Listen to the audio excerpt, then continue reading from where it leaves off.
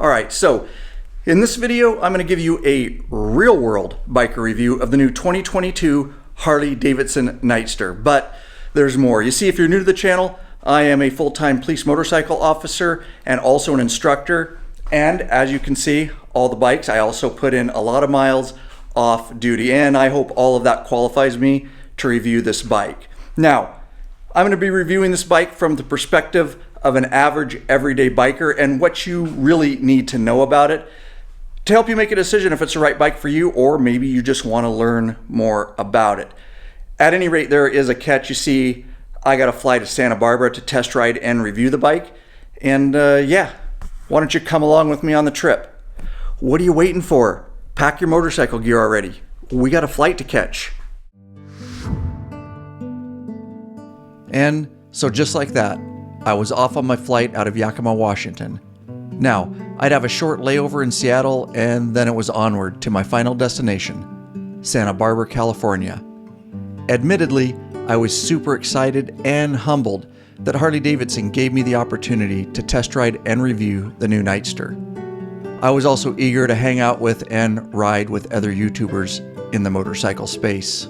Now, full disclosure, yes, Harley paid for my flight, hotel, and meals, but in no way was I paid for this review whatsoever. And Harley has never told me what I can and cannot say, or I simply would not do these reviews. And so, as you've become accustomed to on this channel, you'll always get an honest, real-world biker review. So, I had many questions about this new Nightster and anticipated how it might feel and handle when riding it. But there was only one way to find out, and it all started when I arrived at the Hilton Santa Barbara Beachfront Resort, where I'd be staying for the next few days. And I got checked into my room.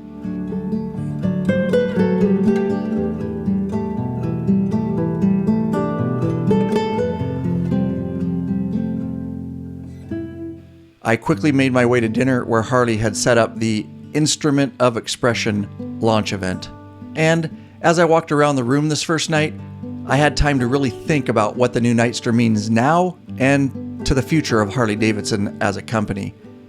I really had time to reflect on Harley-Davidson's rich history with their bikes of the past, and in many ways, they've carried much of that history over and put it into their present-day motorcycles.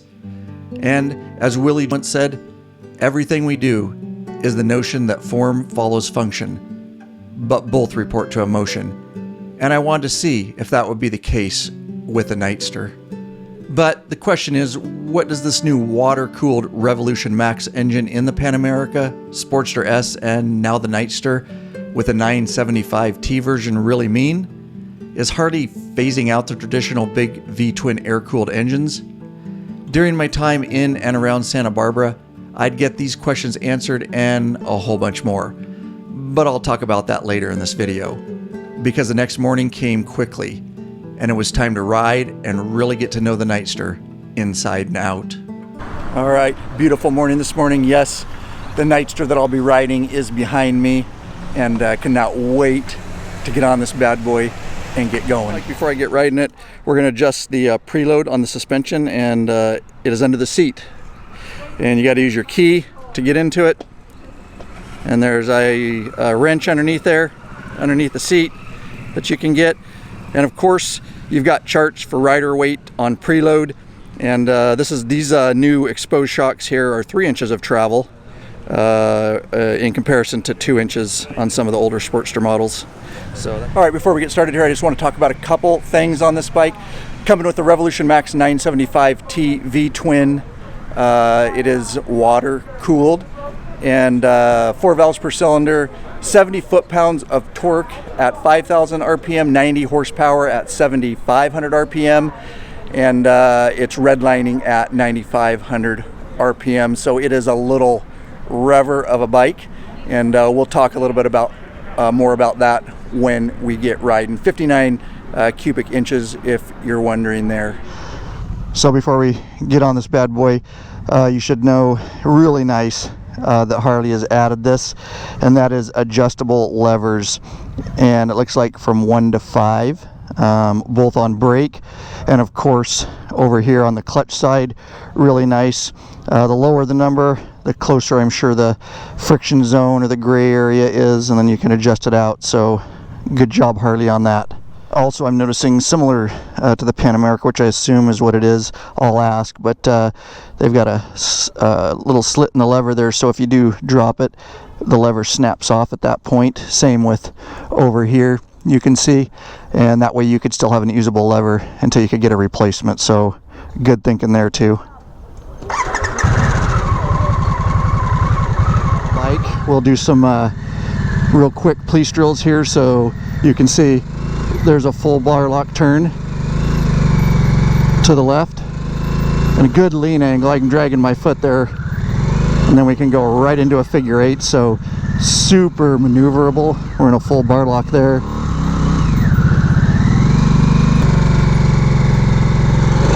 Yeah, fun little bike. Okay, so we got the crew behind us. I got up front here, so we're getting going here. Getting going. Get some air moving, it's muggy.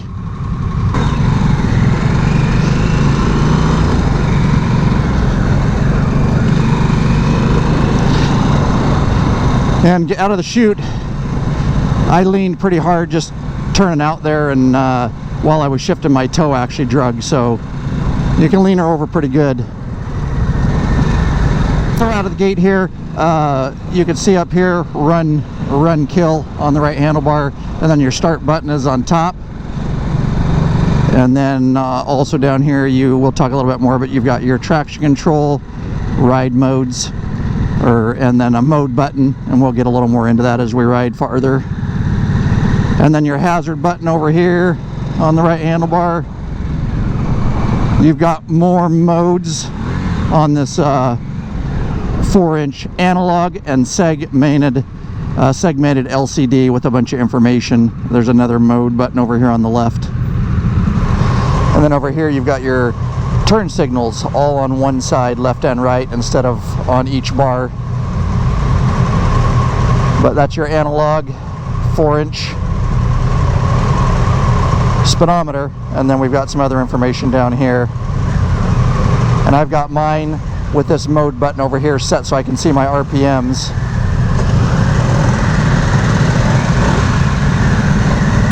And we've got our high beam, low beam up top here, and then there's one where you can just flash it real quick. Keep it on high beam here. Your horn, of course, down here. That's what it sounds like.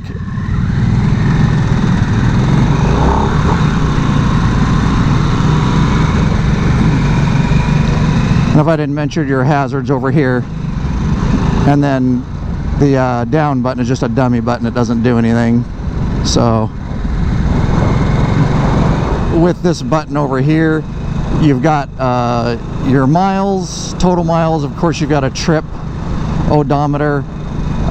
Your fuel gauge is on there, how much fuel you have, how much remaining fuel you have, and then you can get it into RPM mode, so you can see your RPMs.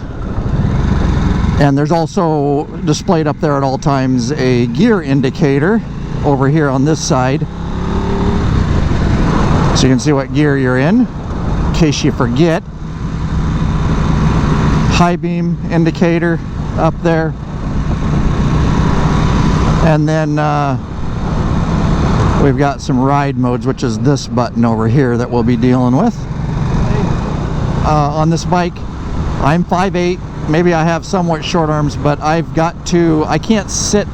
If I sit all the way back in the saddle, I feel really stretched out and my back's arched over, so I really choke up, kind of, so I'm sitting up really close towards well, what would be the fuel tank normally. So I got to choke up just a little bit, and then it's comfortable for me. Again, 5'8".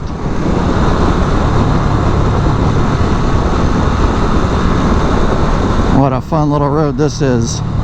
And you can hear the RPMs on this. You want to run this Revolution Max motor at high RPMs, because to get that full 70 foot-pounds of torque, you're at 5,000 RPM, and to get that full 90 horsepower, you're at 7,500.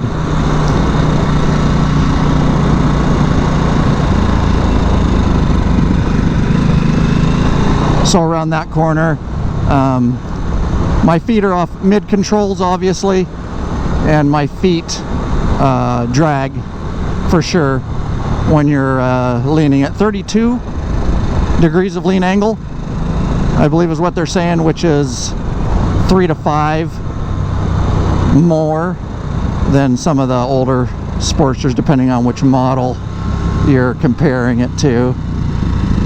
And we can get down there. Yeah, you're definitely dragging feet for sure. That's all right. It's part of the fun. I don't know how well you guys can hear that, but that is only 4,500 RPM. If we get it up there to the 5,500, we're still in 5,800 RPM there. In second gear, 6,000. And that's almost up there to 7,000. So these are revvy little engines, not to be confused with the big V-twins.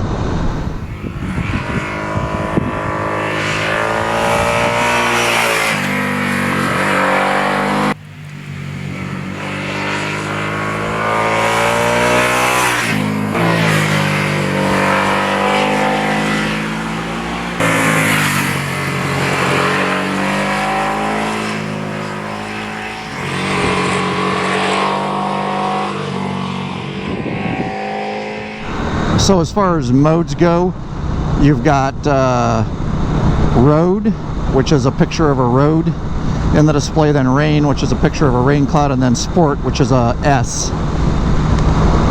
This does not have, it does have ABS, it does have drag, slip, torque control, which is when you shift down, keeps your back wheel, when you shift down aggressively, keeps that back wheel from locking up.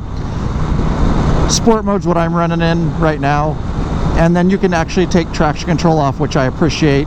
I'm actually have the new 2022 Street Glide ST back home. They gave it to me for 30 days and I'm reviewing it, and it does the same, which I like. You can turn traction control off completely by, you got to be stopped and then you got to hold up on the traction control button, and you'll get an indication that it's a little orange indication that traction control is off. So that's nice.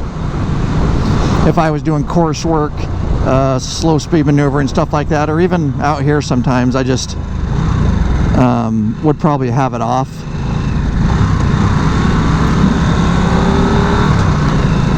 But for this kind of riding we're doing today, I think sport mode is perfect.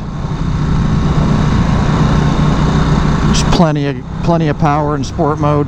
Road might be just like for more cruising, a little bit easier, a little more aggressive would be sport. And then rain mode is really gonna calm the bike down and make it not so aggressive, like throttle response and things like that. So really, if you're a new rider, that's a great mode, even on dry roads. Don't be intimidated by the 975T Rev Max at 90 horsepower. You can tame it down if you're not comfortable with that at first. So that's kind of cool way to start out and get used to it before you start going into the other more aggressive modes.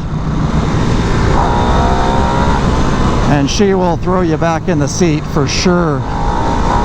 But you can see once you get in there in those right RPMs,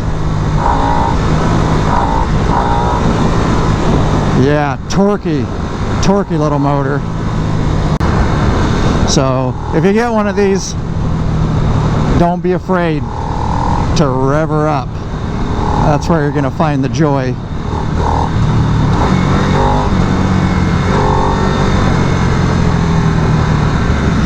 And as far as the rider's triangle, they call it, if you get on one of these and you've ridden Sportsters before, it's going to be really familiar with the handlebars, the reach, the mid controls. They really worked on making it feel like a traditional Sportster.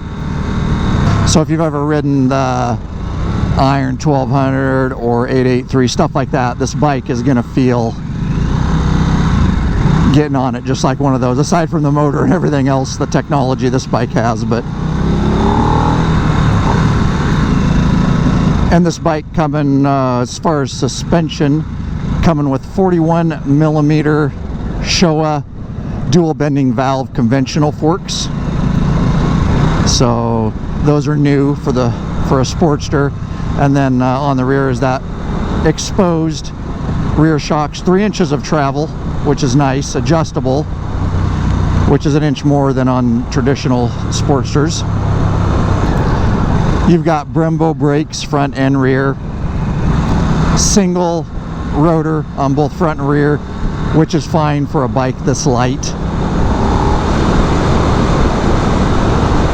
It has plenty of stopping power. I've reefed on the brakes a couple times and you're not going to have any worries there, especially with ABS. But again, no cornering like the Sportster S, no cornering ABS and stuff like that. It's all just standard, no cornering rider enhancements in there. And so on this bike, like the Pan America and the Sportster S, the Revolution Max is a stressed member of the frame, meaning they really built the bike around the motor. And to fit the motor and do all the design stuff that they wanted to do, they actually turned where the fuel tank would be into the actual air intake. It's an air box now.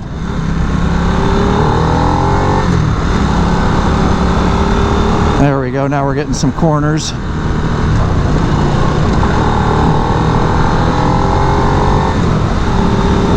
And then the fuel tank is under the seat now, making the bike feel lighter, more balanced, and more maneuverable, which I would agree. It lowers the center of gravity. So some neat design things they did. And that air box really rams air. They made it and designed it so it would really ram air down into the intake to get that, to achieve that 90 horsepower and that 70 foot-pounds of torque and all that, to make it what it is. So really a lot of design and thought went into this bike. And I'm having a ball. Look at this.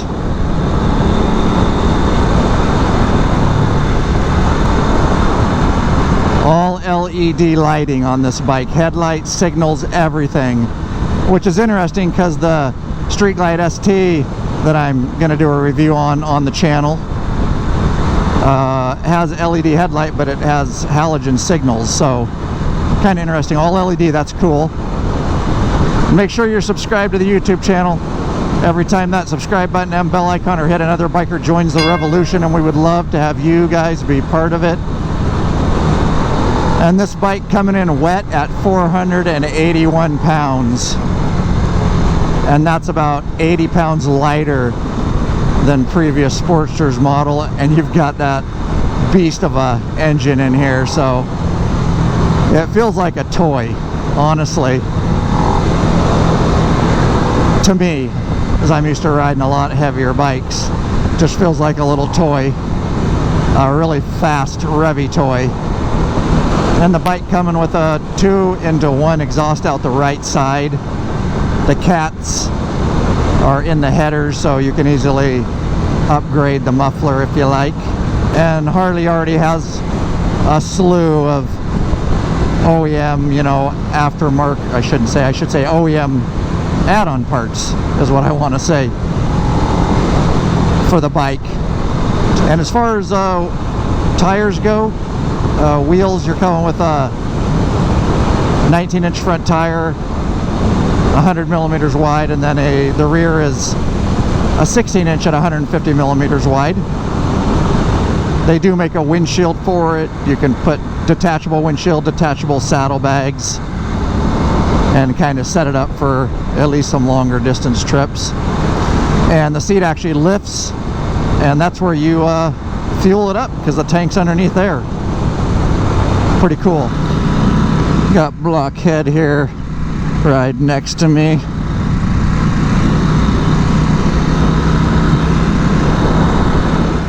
So stopped for lunch here at the Deer Lodge Historic Restaurant and Tavern. And I will say, if I didn't mention, that 975T Revolution Max does have variable valve timing, so as you're getting up there in the RPMs, that's adjusting and giving you that power band. Also hydraulic valve adjusters, which is super nice for the life of the bike. You don't have to have those adjusted. So anyways, we're getting some lunch and then time to get back on the road, and cannot wait. So here with Matt Laidlaw at lunch. What is, how tall are you? Because I'm holding this camera up high. 6'6". 5'8". What do you think of the bike for a guy your size, and then so far a little bit about it, your first initial thoughts? Yeah, so I love it. For a guy my size, I wouldn't recommend it, but that's okay. I can appreciate it for the intended person that it was made for, and that is someone who's, I mean, I would say probably if you're around like 5'8", 5'7", that's probably perfect height for it. But I think you could probably go up to as much as like 6 foot and be comfortable on the bike. But yeah, bike is awesome. I mean, I noticed right away that the power is great. It definitely isn't as powerful as the 1250, which kind of lends itself to more of a, I guess, beginner rider, although I would say even an advanced rider could be very happy on this 975 that it has plenty of power. It's certainly a lot faster than the air-cooled Evolution motor. Cool. Matt Laidlaw, check out his channel, wealth of knowledge over there. Thanks. Later, guys. Yeah, see ya. All right, so here at lunch, Jerry Palladino here, Ride Like a Pro. What's your first impressions of the Nightster? I'm enjoying the ride very much. As far as I would compare it to the air-cooled Sportsters, and it's superior in just about every way. Even the seat is just, we've been riding for about an hour and a half. The seat's fine. A half hour on the older Sportsters, and yeah, you were a hurting puppy. Virtually no vibration, very smooth. I'm very sensitive to vibration through the hand grips. I'm not getting any, so my hands aren't tingling. The ride is really good, and it handles very well, so I've got no complaints. I'm enjoying it very much. There you go. And we're not done riding. We're going to head back out here. Again, not to confuse it with the big V-twin air-cooled. You just got to manage, do a little more shifting, and manage your RPMs more. It's not just laid back cruising on a bike like this with an engine like this. Just be aware of that, guys. It's a kind of a different beast, so to speak.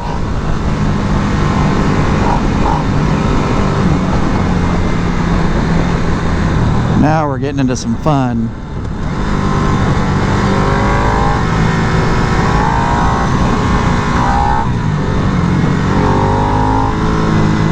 Are you having fun though, is the main thing? Absolutely. This bike rules. Yeah. I really enjoy it. Like the red line red, I like that color. It's nice. It looks good on me, right? Yeah, looks good on you. For sure. It really matches the braids.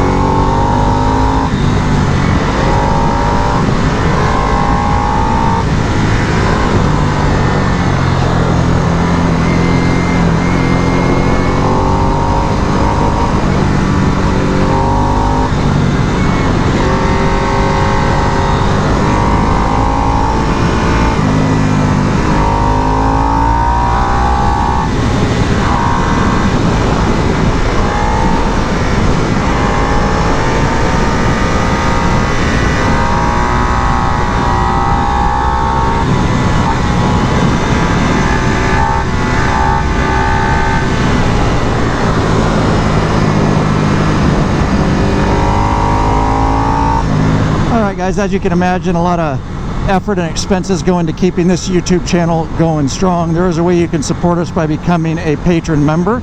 I'll link to it in the description below. There are benefits for becoming a member, such as t-shirts and stickers, access to the private Facebook group, which is a troll-free zone. Nothing but bikers helping bikers in there.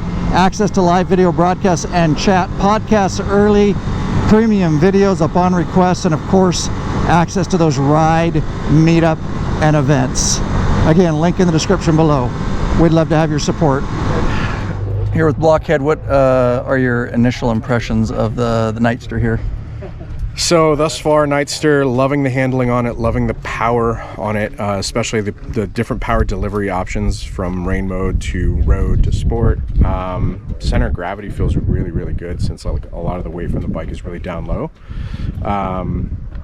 I haven't been able to scrape too easily thus far. Usually it's like we were just talking about, the feet touching first.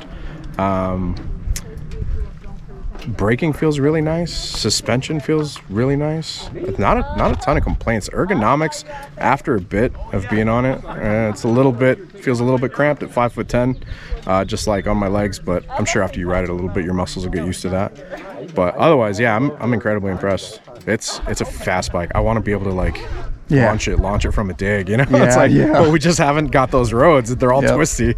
Yep. So yeah, I like it though. So far, so good. Sweet. Thanks. I really like the compression on this engine. If you manage your gear right and your RPMs right, you shouldn't need to brake around any of these corners,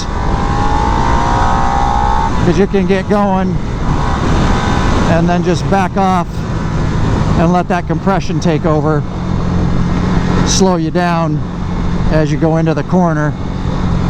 You got a lot of gravel and stuff in some of these corners. So I've definitely been dragging some pegs. You got to check this out. You can see how ground down that is. They actually do make little pegs that thread in there, but when you're leaning a lot, you would just drag those before this. So just know that there are little feelers. They took them out so we could lean these bikes over more. All right, and I also want to mention that they do make a forward control kit for this if you want to get stretched out more and move the controls up front. Also, if I haven't mentioned, coming with a cable clutch. And this bike, they say, is getting 52 miles a gallon when ridden normal. I'm definitely not getting that today.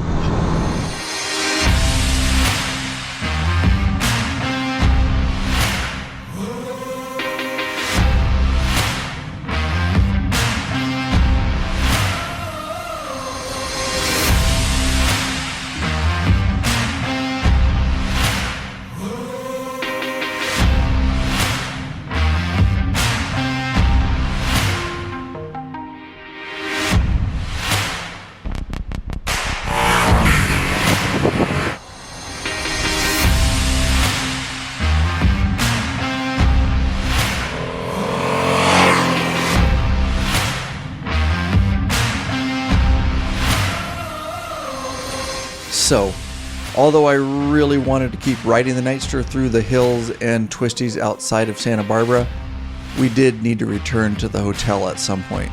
So, we all headed back towards town. Now, at the beginning of this video, I posed the question as to whether Harley was going to move all their bikes towards the water-cooled Revolution Max engine and move away from the more traditional air-cooled V-twins. Well, the answer is no. You see, from what I gathered from Harley reps is that they are very aware of the demand for the traditional air-cooled V-twins and have no intentions in the near future of going away from them.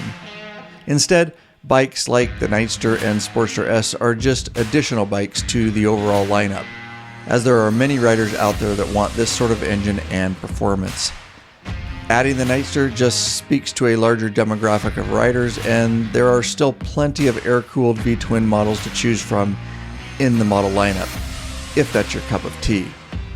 And speaking of that, make sure you're subscribed to this channel and turn on notifications, because I'm going to release review videos on both the Lowrider ST and the Street Glide ST, which both have the more traditional air-cooled Milwaukee 8 117 cubic inch engines.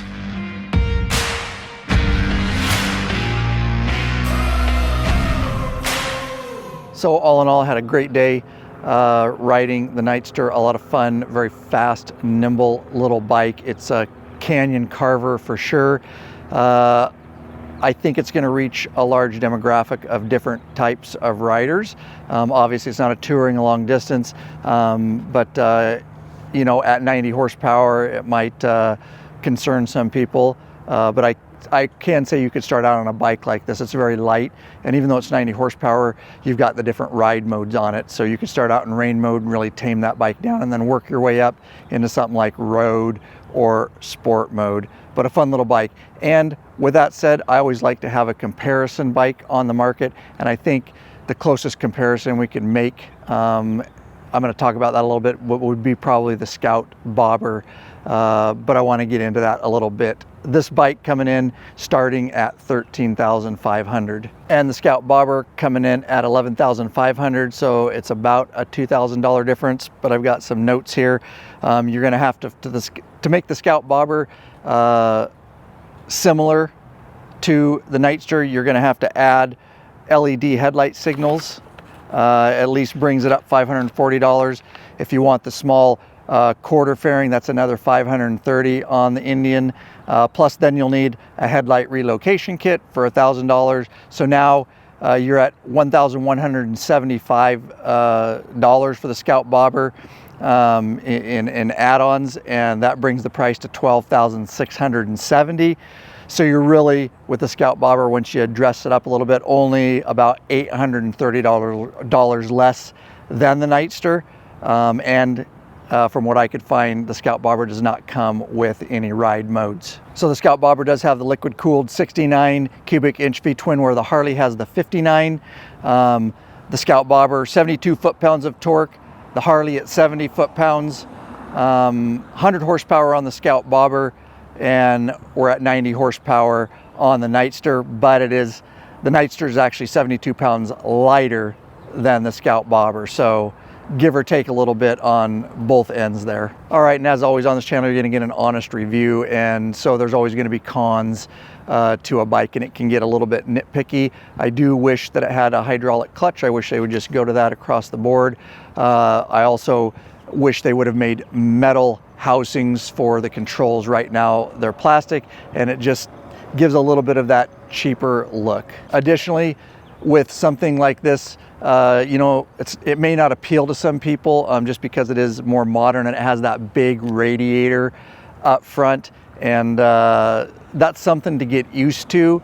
They have to do that for these high performance engines to make the power that they are out of it. But don't worry, this bike may not be for everybody. Harley is still selling, you know, bikes with the traditional air-cooled V-twin, so you've got a lot to choose from, but this is obviously one option. And with these type of motors, you are going to have that radiator there.